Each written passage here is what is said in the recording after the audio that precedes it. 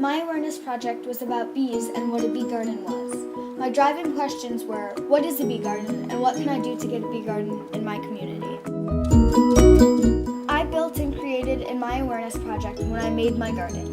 To make my garden, I dug up a section of my yard and added compost and manure. I turned over the soil to make a rich bed for the seeds and seedlings. In my project, I had to understand and reason effectively with the information on the back of the seed packets.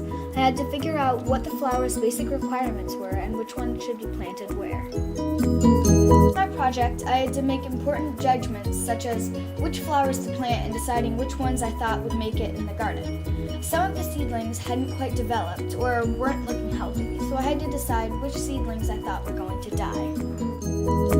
I had to collaborate many times while developing my project. Since I had never had much background information with building gardens, I got assistance from my dad. He helped me with turning over the soil and laying the flowers out in height order. On my poster board, I had to find a way to explain bee gardens in a way that made sense to someone without background information. I had to communicate effectively and make sure that people could comprehend what my project was about without me having to explain it. In my research, I used multiple media such as Evernote, Notability, and the back of seed packets, which was where I got most of my information about the flowers. Here is a picture of my garden layout that I made in Notability.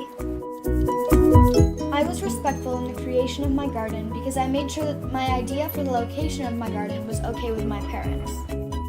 First started my project, I developed a mini goal of building an actual bee garden. I decided I wanted to experience the growing of plants, so I set out to accomplish this goal. I think part of my project that was responsible was taking the bee garden in my own hands.